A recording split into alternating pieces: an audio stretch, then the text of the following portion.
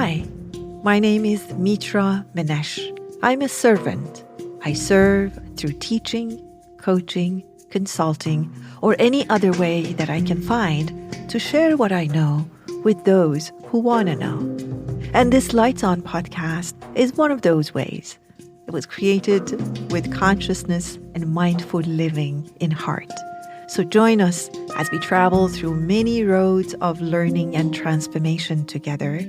And if you enjoy our podcast, please give us feedback by rating us 5-star and share us with others if you think they may benefit from it. On behalf of my team, I thank you for your presence.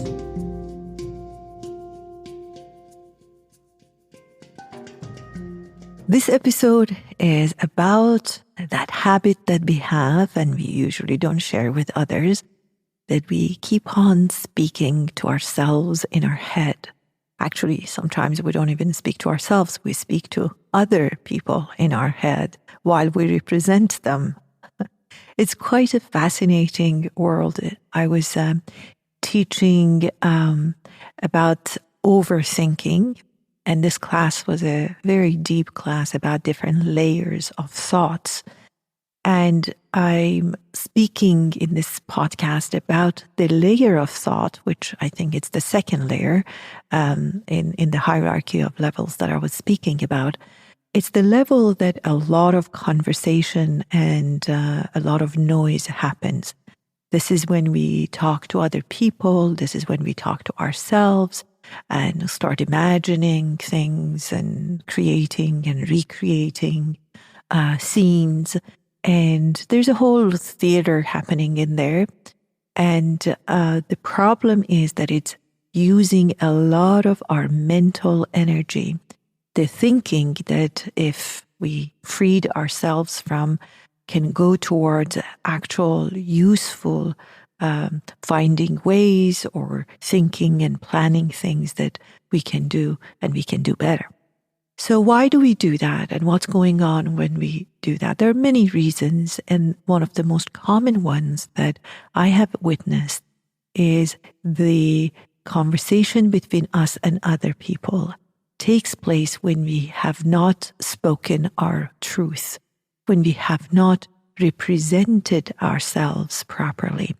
And when we don't do that, especially if we've done the opposite, meaning when I wanted to say no, but I said yes, I wanted to say I don't like this, I said I love this, especially when our true answer and the given answer are far from each other, it creates a commotion in our head that creates these conversations.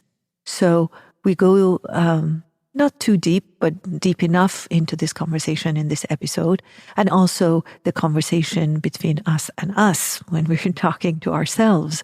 That's also interesting. The gist on the suggestion of a healthier way of being, the conclusion of this session is that we work on representing ourselves and being more authentic than we are. And then we reduce the number of conversations that we may have with other people in our heads. That also includes accepting that people are as they are, meaning it's not always representing and talking to them. It's also about really accepting them and understanding that they can't be different than who they are just because we want them to be.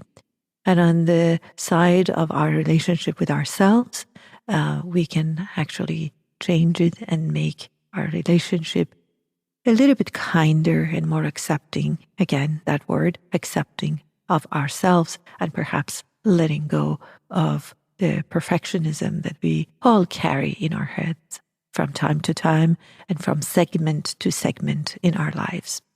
And the best part of the whole discussion is our conclusion about the unbelievable power of imagination that we all hold. Sometimes we use this imagination for creating things that are not helpful, but the same imagination, the same power can be used for imagining, finding ways, imagining our better life, and imagining the things that are helpful and supportive to our healthier and happier life. Let's take a listen together. The second layer of thought is the layer that we start speaking to ourselves about people or about ourselves. So, and I'm going to ask people after I explain to raise their hand if they really can connect to this.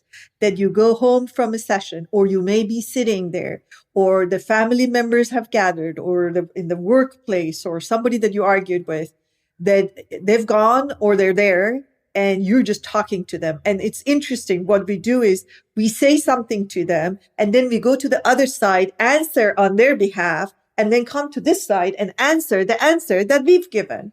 And we go back and forth. It's like, really? I can't believe you did that. It's like, but you always do this. No, I don't. It's like, this is what happens. And this is one of the, what is the right word? Most attractive and energetically interesting part of the layer of thought, that we are somehow so engaged in this conversation that we're having with ourselves. It can go on for months. It can go on for years. It can really, really affect your health. I remember, as I'm just talking about this, I remember when I was an adjudicator in Canada. Adjudication is like a judge of a very specific part of the law. And it was about a man who was a very successful farmer.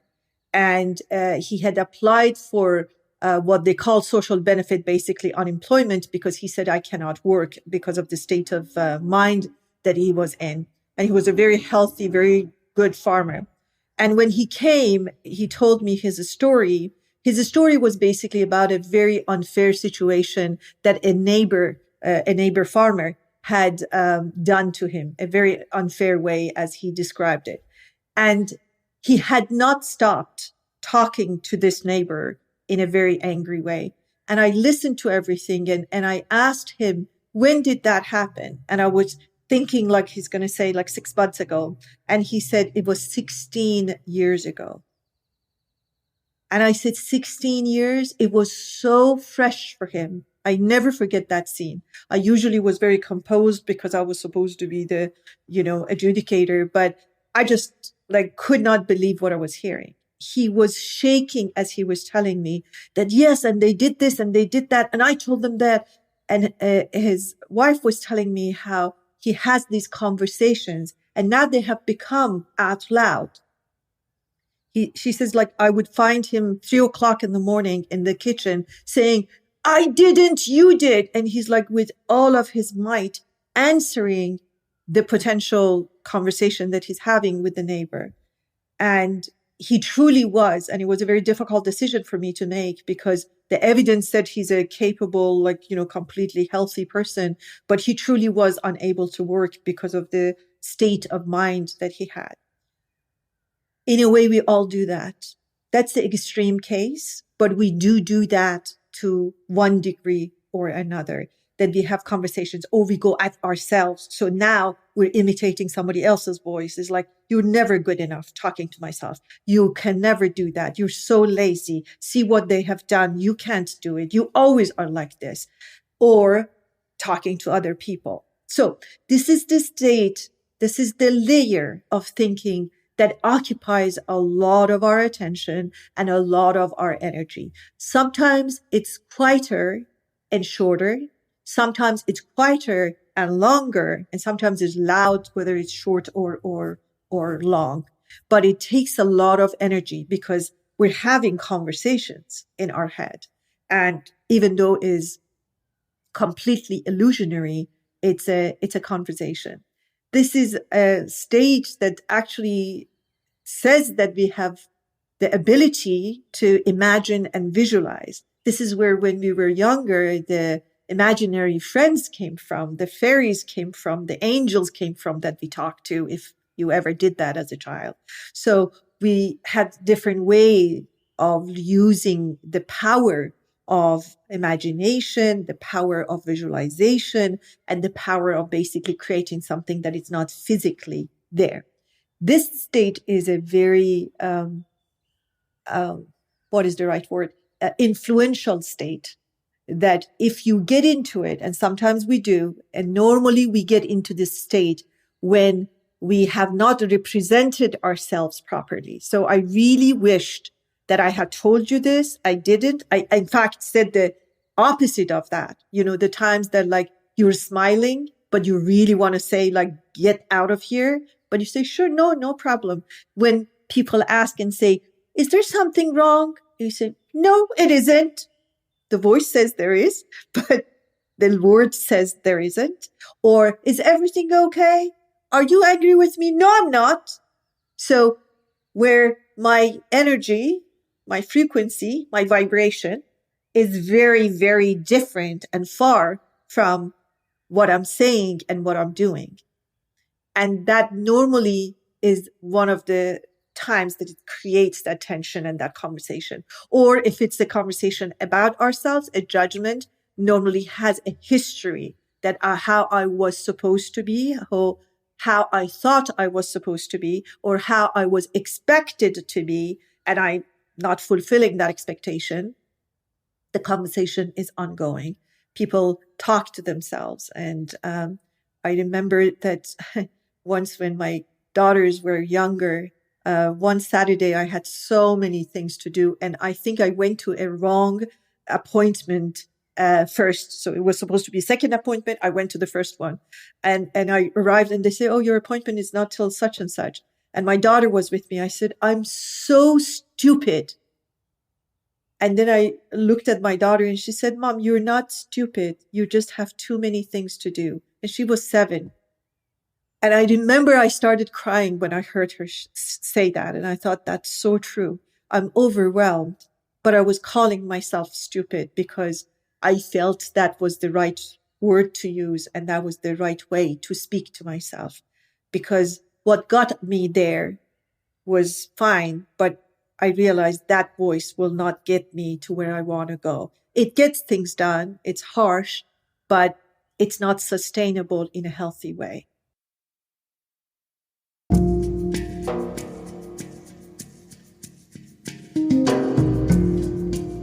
Hope this episode answered the question or two for you, or provoked and inspired questions in you.